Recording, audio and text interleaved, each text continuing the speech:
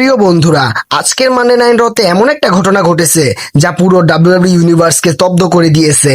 ভাবুন তো, মাত্র এক সপ্তাহের মধ্যেই নতুন চ্যাম্পিয়ন তার টাইটেল হারিয়ে ফেলেছে, আর নতুন world heavyweight undisputed WWE champion হয়ে গিয়েছেন the best in the world CM punk.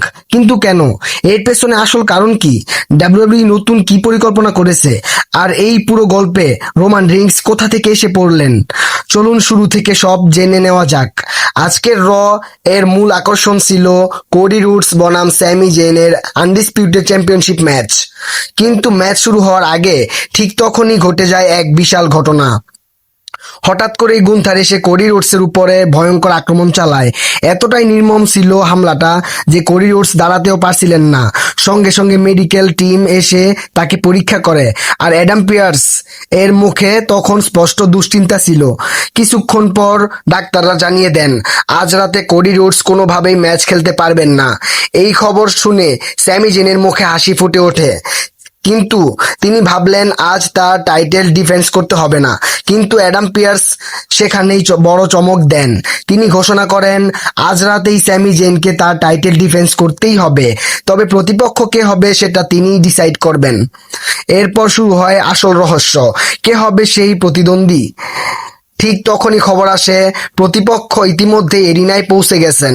দর্শকদের আর বুঝতে বাকি ছিল না, শিকাগোর নিজের শহরের নায়ক the best in the world CM Punk. আজকের মানডে নাইট রয়ের মেইন ইভেন্টে শুরু হয় স্যামি জেন বনাম সিএম পাঙ্কের আনডিসপিউটেড ডাব্লিউডাব্লিউ চ্যাম্পিয়নশিপ ম্যাচ। দীর্ঘ লড়াইয়ের পর অবশেষে সিএম পাঙ্ক স্যামি জেনকে পরাজিত করে নতুন আনডিসপিউটেড চ্যাম্পিয়ন হয়ে যান। কিন্তু প্রশ্ন হলো, এত বড় সিদ্ধান্ত কেন নেওয়া হলো? গুন্থারকে সুযোগ দেওয়া যেত, ব্রক লেসনার ফিরতে পারতেন, ওবাফেমিও টাইটেল ম্যাচ পেতে পারতেন। তাহলে ডাব্লিউডাব্লিউ কেন সিএম পাঙ্ককেই বেছে নিল? এর উত্তর লুকিয়ে আছে কয়েক মাস আগের ঘটনায়। রাসেলমেনিয়ার পর সিএম পাঙ্ক নিজেই কোডি রোডসকে চ্যালেঞ্জ করেছিলেন। তখন কোডি রোডস বলেছিলেন সিএম পাঙ্ক যখন চাইবেন তখনই তিনি টাইটেল ম্যাচ পাবেন।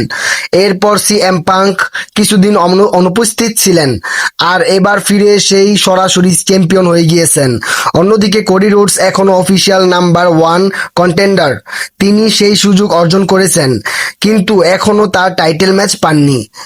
সবকিছু মিলিয়ে ডাব্লিউডাব্লিউ যেন ধীরে ধীরে নতুন নতুন নতুন কিছু তৈরি করেছেন সামার স্ল্যামের বিশাল ম্যাচ, সিএম পাঙ্ক বনাম কোডি রোডসের আনডিসপিউটেড ডাব্লিউডাব্লিউ চ্যাম্পিয়নশিপ ম্যাচ। আর এখানেই কোডি রোডস আবারও তার টাইটেল ফিরে পেতে পারে। আর এখানেই শেষ নয়, এরপর শুরু হবে আরো বড় অধ্যায়। কারণ সামার স্ল্যামে যেই জিতুক না কেন, তার সামনে অপেক্ষা করছেন একমাত্র রোমান রিংস। কোডি রোডস এর সঙ্গে রোমান রিংসের ইতিহাস সবাই জানে, আর সিএম পাঙ্কের সঙ্গেও রোমান রিংসের পুরনো হিসাব এখনো বাকি।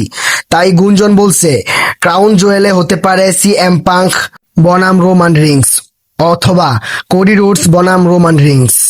চ্যাম্পিয়ন ভার্সেস চ্যাম্পিয়ন এক মহাবরণ ম্যাচ হবে, যেখানে রোমান রিংস মুখোমুখি হবেন সামার স্ল্যামের বিজয়ীর প্রতিপক্ষে।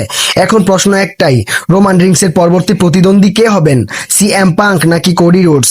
আপনার মতামত অবশ্যই কমেন্ট করে জানান। আর ডাব্লিউডাব্লিউ এর এমন সব বড় বড় আপডেট সবার আগে পেতে ভিডিওটি লাইক করুন, চ্যানেলটি সাবস্ক্রাইব করুন, আর পাশে থাকা বেল আইকনটি অন করে রাখুন।